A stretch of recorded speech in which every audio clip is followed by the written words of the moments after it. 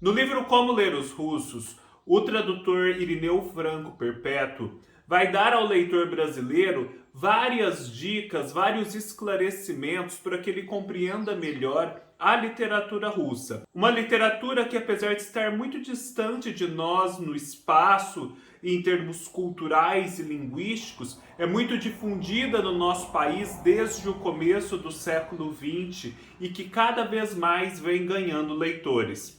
Como o próprio Irineu Franco Perpétuo diz aqui no início do livro, não é mais necessário no Brasil fazer um livro chamado Por que Ler os Russos? É como se nós já soubéssemos as razões pelas quais devemos ler esses livros. Mas como ler os russos? Dicas práticas, esclarecimentos pontuais, isso sim é um trabalho que merece ser feito e que com certeza vai ter uma boa acolhida. Neste vídeo, então, partindo do trabalho do Irineu Franco Perpétuo, eu trago para vocês 7 dicas para ler os russos. Comprando este livro ou qualquer outro produto, desde que através dos links abaixo da Amazon você colabora com o canal. O que então nós temos que ter em vista quando vamos ler os russos? Primeiramente, a literatura na Rússia é algo muito singular e muito diferente do que é a literatura para nós ou para outros países estrangeiros. Por muito tempo, a Rússia viveu sob regimes ditatoriais, regimes autocráticos que cerceavam muito a liberdade de pensamento e a liberdade de expressão. Primeiro foram os czares, depois foi a Rússia comunista e mesmo hoje em dia, sob o Vladimir Putin, as restrições à liberdade de pensamento e imprensa persistem. Portanto, a vida intelectual e pública do país, a forma como as pessoas tinham para se expressar e pensar, se resumiu de uma certa forma à literatura.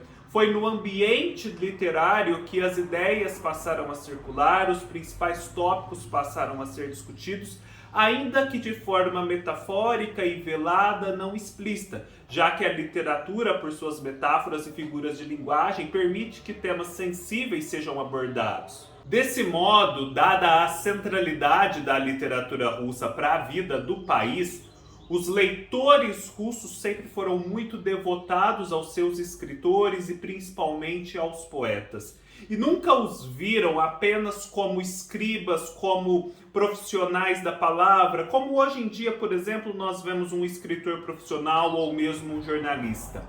Na Rússia, ser um escritor era muito mais do que isso. Ser um escritor era ser um profeta, alguém que deveria exprimir os anseios da nação, trazer luz à realidade e assim anunciar coisas que estavam encobertas. Porque o profeta é mais do que aquele que prediz o futuro, é aquele que descobre o que estava encoberto no presente. E foi sempre com essa visão, portanto, que os russos encararam os seus escritores. Os casos de Tolstói e Dostoiévski vão ser muito emblemáticos nesse sentido. E é justamente por isso, pela força que a palavra escrita teve na vida russa, que as autoridades estatais sempre olharam com muito cuidado para o que era produzido e aplicaram penas severas a quem cometesse deslizes através da literatura.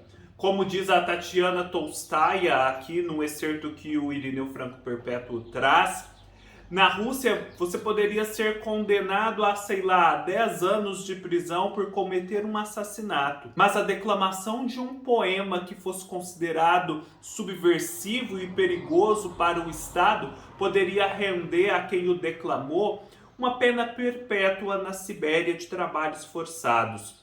Então, não é uma desproporção porque o regime simplesmente superestimava o poder da literatura. Na verdade, o regime era muito consciente do poder da literatura que realmente existia naquela sociedade. E assim também, na Rússia, havia uma certa primazia da literatura sobre a vida. Porque na medida em que as palavras passam a ser consideradas atos, o que é imaginado acaba tendo mais força do que o que é realmente vivido. Por esses motivos, hoje quem visita a Rússia vai com certeza se impressionar com a quantidade de referências a escritores e poetas que há por ali.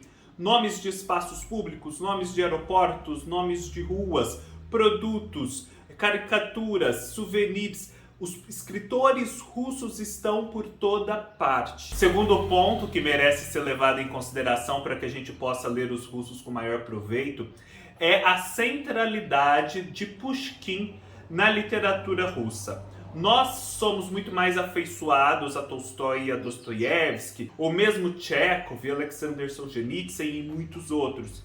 E muito pouco lemos de Pushkin. Sempre que lemos um escritor russo escrever sobre a sua literatura, ou lemos um livro de história da Rússia ou literatura russa, percebemos que Pushkin é referido a todo o tempo como a figura central da literatura daquele país. Pushkin é então o patriarca da literatura russa, e que, diferentemente das outras línguas europeias, é um patriarca tardio que surge no século XIX. Depois das reformas empreendidas por Pedro o Grande no século XVIII, vida de uma depuração no idioma, afinal, antigamente, fora do contexto litúrgico, era falado o que se chama eslavo oriental, ao passo que dentro das igrejas ortodoxas era falada uma outra língua, chamada também de eslavo eclesiástico, eslavão ou eslavônico. O que Pedro o Grande fez foi dar uma preponderância ao eslavo oriental, ou seja, a essa língua fora do contexto litúrgico, mas trazendo muitas bagagens desse contexto eclesiástico e trazendo também muitas heranças de outras línguas europeias. Tudo isso para formar o que seria depois o russo que conhecemos hoje em dia. Isso no século XVIII. Então Pushkin é o escritor que vai pegar essa língua assim unificada e já vocacionada para a modernidade e vai dar a ela um tratamento literário. E isto no século XIX. Camões havia feito isso com a língua portuguesa no século XVI, Shakespeare do mesmo modo com a língua inglesa, Lutero para a língua alemã e depois Goethe no século XVIII, Cervantes para a língua espanhola no século XVII. E é isso o que faz Pushkin. Nós talvez não conheçamos tanto Pushkin porque ele foi preponderantemente um poeta. E os poetas são de suma importância para a vida e literatura russas. Porém, por conta das dificuldades próprias da tradução de poesia e também porque lê-se menos poesia hoje em dia do que a prosa, nós conhecemos tão pouco tanto da poesia russa quanto do Pushkin. Ao mesmo tempo que o Pushkin trouxe para os russos uma autoconsciência, ou seja, a consciência da sua própria singularidade, das suas características, da sua história, ele abriu os russos para as influências estrangeiras, absorvendo o que de melhor havia na tradição europeia. Há dois momentos muito especiais para que esse culto a Pushkin se consolidasse dentro do contexto russo. Em 1880 foi erguida uma estátua a Pushkin e esse evento reuniu a nata da literatura russa. E era justamente o momento de maior efervescência da literatura russa no século XIX. Depois, em 1937, um ano super significativo para a história russa, porque foi o ano em que o regime stalinista foi mais feroz. Stalin, para celebrar o centenário de Pushkin, decidiu fazer uma ampla campanha de difusão da sua obra. Para vocês terem uma ideia, só naquela época foram impressos mais de 18 milhões de exemplares de obras do Pushkin. 18 milhões! Que livro no nosso país, sei lá, a não ser a Bíblia, tem uma tiragem dessa? E os livros do Pushkin foram traduzidos para 52 idiomas que eram falados ali nas repúblicas integrantes da União Soviética. O terceiro ponto que temos que ter em vista ao falar dos russos, para conhecer melhor a sua literatura, são as semelhanças e as diferenças existentes entre os escritores que lastreiam a literatura russa no exterior, que são Tolstói e Dostoiévski. Tolstói e Dostoiévski compartilham essa missão profética que é tão própria dos escritores russos. Ambos caminham ali pelo terreno quase religioso. Sua arte é feita como quem faz uma capela. É feita até uma comparação aqui com o Michelangelo pintando a Capela Sistina. Não são meros livros, meros devaneios intelectuais fortuitos que eles escrevem. São obras perscrutando as questões mais prementes da existência humana, obras que estão o tempo todo se digladiando em torno da vida eterna, da questão de Deus, de sua existência, de sua influência sobre os homens, a distinção entre o bem e o mal. Não é possível ler Tolstói e Dostoiévski como se lê os escritores burgueses, como se lê, por exemplo, um Dickens ou um Balzac. É preciso lê-los como quem lê Ésquilo, como quem lê Sófocles, escritor de Édipo Rei, ou como quem lê Dante. É desse nível de literatura, é sobre essa proposta que estamos falando aqui. Muitas dicotomias podem ser estabelecidas entre o Tolstói e o Dostoiévski, e essas dicotomias ajudam a compreender um pouco das suas obras. O Tolstói era principalmente um historiador, e o Dostoiévski era muito mais um jornalista, ou seja, o Tolstói se voltava a um passado existente. Ele se voltava de uma forma mais demorada e mais reflexiva, o que é próprio do historiador, com um certo distanciamento. Ao passo que o Dostoiévski tinha muito mais do jornalista, da imediaticidade do que acontecia ali no seu entorno, na São Petersburgo urbana e toda movimentada do século XIX.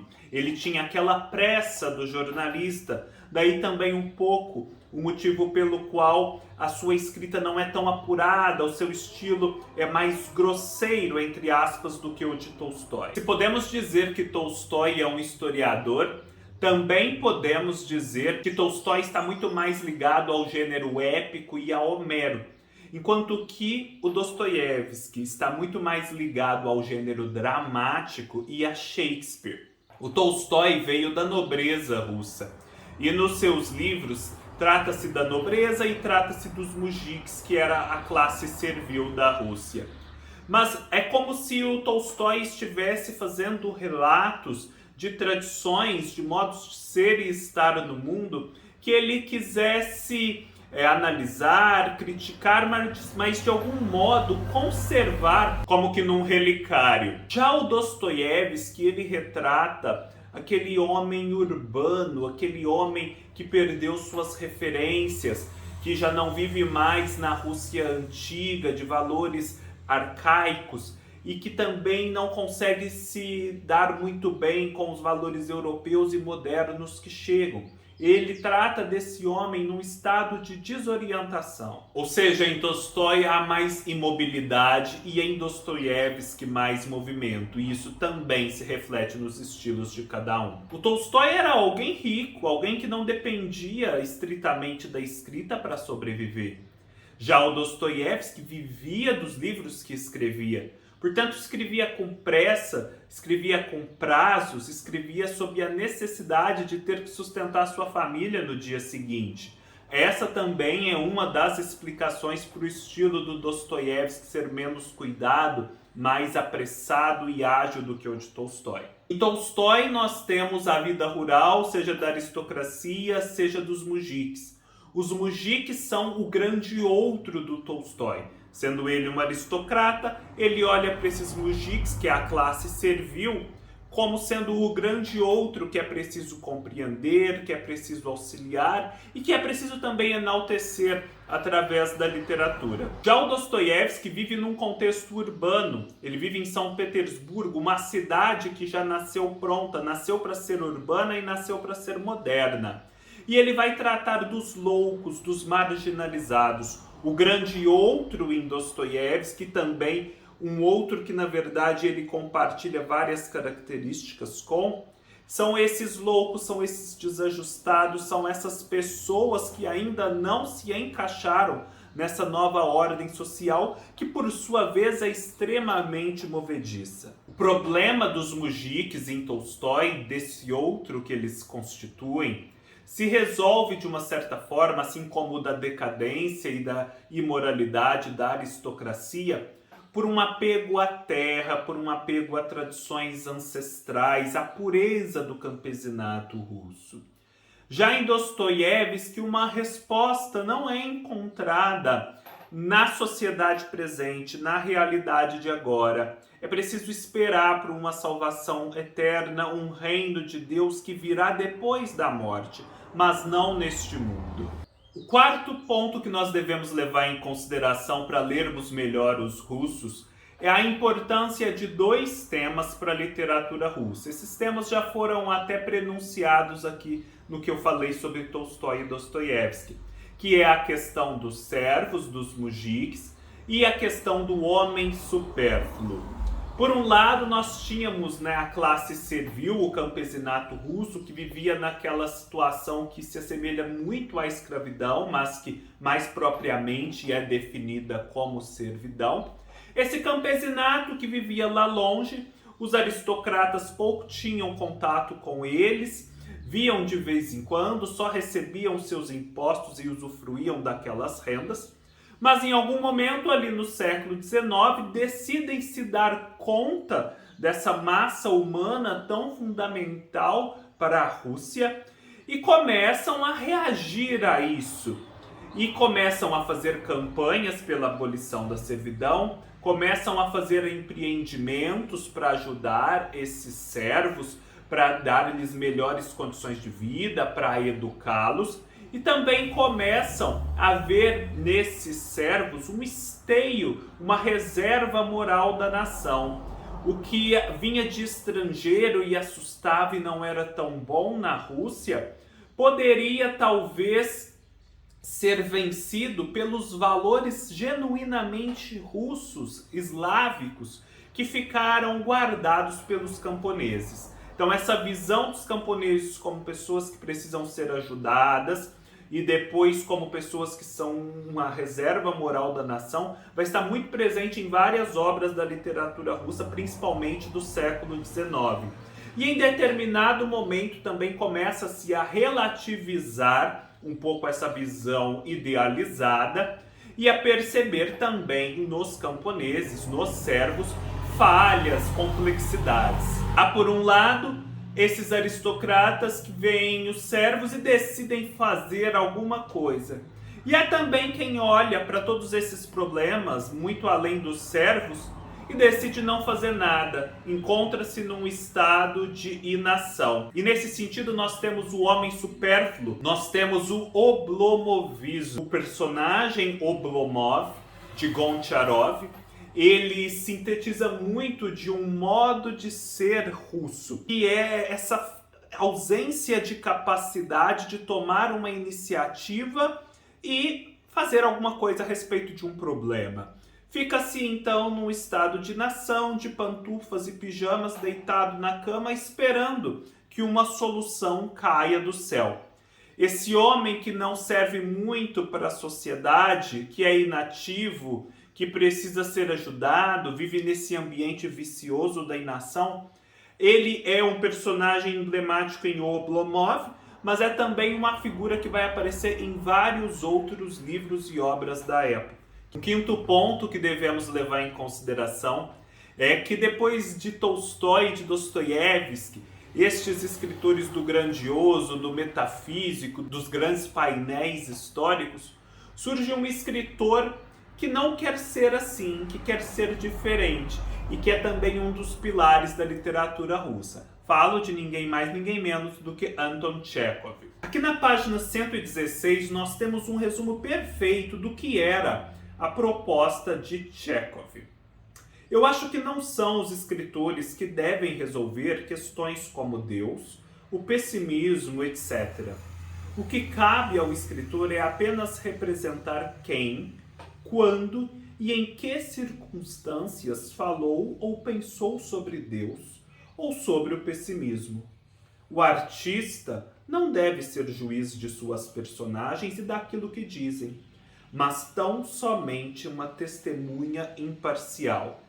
Em Chekhov, então, temos alguém com menos grandiloquência, mais pé no chão, e que, no entanto, vai fazer grandes revoluções na literatura russa. Ele é o grande pai do conto russo, alguém que influenciou de forma decisiva não só o conto russo, como também depois toda a contística universal. E ele é também um dos grandes revolucionários do gênero dramático, ou seja, do teatro. O Chekhov, ele faz com que o teatro saia daquela impostação, daquela certa artificialidade de personagens que mais declamam suas falas, até mesmo em versos, sobre situações grandiosas, de uma forma assim pouco naturalista, e parte para um teatro como mimesis da vida, como representação mais fiel da realidade, mais natural. E sendo assim, os atores e atrizes já não precisam mais declamar poemas em versos, impostados, mas precisam tentar ser aqueles personagens que representam e desenvolver suas atuações de modo sutil, como sutil é a vida. Ou seja, eles já não vão mais expressar necessariamente emoções de forma desbragada, mas antes vão ter que, por exemplo, representar emoções que são abafadas. Como representar num palco uma ausência, um silêncio, uma reticência. Então o Chekhov traz para os palcos esse outro ritmo de se representar. E ele faz isso muito ao lado do Stanislavski, um importante diretor teatral da época que foi decisivo para que esse teatro novo de Chekhov vingasse. O sexto ponto que precisamos levar em consideração é que, apesar deste grande apogeu da literatura russa no século XIX, uma literatura que parte do nada e depois já conquista a Europa no final do século, e de uma forma muito potente, muito completa, muito íntegra, nós temos o século XX. O século XX que tem, a princípio, um retorno à poesia. A poesia que sempre marcara a literatura russa, que encontraram um apogeu no começo do século XIX, mas que depois deu uma decaída por conta da ascensão muito potente da prosa, volta a ter espaço, volta a ter proeminência no começo do século XX, naquilo que é conhecido como a Era de Prata da literatura russa. Ali nós temos poetas que são classificados como simbolistas. Depois desse simbolismo tem o acmeísmo, que é um outro movimento que se desenvolve a partir daí. E do simbolismo também nasce o futurismo, que já dialoga mais com a Revolução de 17 e que tem em Mayakovsky o seu grande nome. Essa literatura que começa poética e relativamente tranquila no começo do século XX, vai passar por diversas provações ao longo do restante do século, justamente por conta das peculiaridades que a história russa vai assumir, como que de supetão a partir de 1917. A ascensão do comunismo na Rússia, a formação da União Soviética, mudam completamente a dinâmica literária daquele país. Primeiro porque existe a censura, na verdade persiste a censura, sob outras formas, e principalmente há uma cartilha a ser seguida. Não há só a exclusão que a censura representa, mas há também o elemento positivo da orientação que é dada e precisa ser seguida. E essa orientação é o realismo socialista, é aquela literatura voltada à propaganda do regime, pautada por princípios comunistas e que foi sendo elaborada à medida que o regime soviético se consolidava. Por conta disso, por conta das perseguições stalinistas e de outros governantes, de todo o caos social que se instaurou, em alguns momentos com mais força, em outros com menos, a literatura vai reagindo e vai se criando uma literatura diferente em reação a isso, que é a literatura do exílio e a literatura sobre os gulags, sobre a perseguição. Nós tivemos 4 grandes levas de emigração da Rússia, justamente por conta das particularidades históricas pelas quais o país passava. Na década de 20, logo após a ascensão do comunismo, dos bolcheviques ao poder, muitos aristocratas, muitas pessoas que lutaram ao lado dos mencheviques que perderam, saem da Rússia. Disso é exemplo a família do Vladimir Nabokov, que era uma família que lutou ao lado dos mencheviques e que por isso precisou sair da Rússia com a vitória dos bolcheviques. Depois, na década de 40, quando o Stalin recrudesce o regime e a perseguição em 1937, temos uma outra leva de emigração de pessoas que realmente fogem da perseguição, da morte, dos gulags. Na década de 70, depois de um longo período de estagnação, em que havia uma promessa de degelo com o Khrushchev, mas que não se concretizou e, portanto, as coisas ficaram meio pantanosas e viciosas, era um ambiente que parecia não ir nem para frente nem para trás. Na década de 70, então, muitos dissidentes são convidados a sair da Rússia e outros tantos, principalmente de origem judaica, também são convidados a se retirar. É nessa época, por exemplo, que Joseph Brodsky e Alexander Solzhenitsyn emigram. Por fim, na década de 90, há uma outra onda de emigração. Na medida em que as portas da União Soviética são abertas, nasce a Rússia moderna e as pessoas já podem circular livremente pelo mundo. Há, portanto, a literatura que foi feita na Rússia sob pressão, com autocensura e censura explícita e perseguição, e há a literatura que foi feita no exílio. E entre essas duas literaturas há um diálogo. O diálogo que era feito principalmente através de dois instrumentos que precisam ser levados em consideração: a samizdat e a tamizdat. Samizdat eram livros que eram datilografados, copiados e circulavam clandestinamente entre as pessoas. Livros proibidos e que, portanto, só por meios clandestinos poderiam circular. E a tamizdat eram livros que eram publicados, às vezes por escritores que ainda viviam na Rússia, mas no estrangeiro. Não podiam ser publicados na União Soviética, mas conseguiam vencer as fronteiras e serem publicados na Europa ou nos Estados Unidos. O sétimo ponto e último que precisamos levar em consideração é como se deu essa recepção da literatura russa no mundo. A literatura russa explode no século XIX.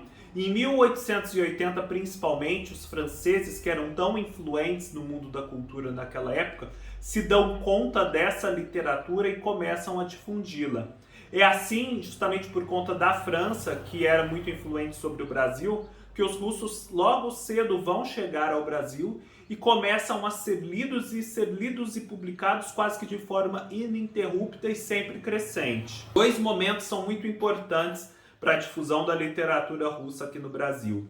No período entre guerras, na década de 30, muitos escritores são publicados, principalmente Dostoiévski, Tolstói e Gorky. E é muito interessante porque é o período em que pessoas como Clarice Lispector, Lúcio Cardoso e Nelson Rodrigues eram adolescentes. Eles travam contato então com essa literatura, principalmente de Dostoiévski, que são por ela influenciados. Depois, no final da Segunda Guerra Mundial, a Rússia também volta a ter a sua produção muito destacada no cenário nacional. E logo depois, um personagem importante, que é o tradutor e crítico Boris Schneiderman, está no Brasil. Em 1960 ele se torna o primeiro catedrático de russo na USP, e a partir de então a literatura russa vai continuar sempre tendo um público cada vez maior e as publicações vão aumentando. A princípio predominavam as traduções indiretas, principalmente mediadas pelas traduções francesas. Porém, um marco importante para a tradução direta do russo no Brasil é a publicação, em 2001, pelo Paulo Bezerra e a editora 34, de Crime e Castigo de Dostoiévski. É também ali o início da coleção Leste da editora 34 e de toda a atenção que outras editoras passariam a dar à tradução direta do russo a partir de então. É isso, pessoal. Espero que vocês tenham gostado. Esse livro com certeza traz muito mais do que eu pontuei aqui com vocês. É um livro delicioso e muito fácil de se ler. Se gostaram, deem um like, se inscrevam no canal, sigam-me em minhas outras redes sociais, todos os links estarão aqui embaixo. Leiam-me no meu blog e nos vemos numa próxima oportunidade. Até mais!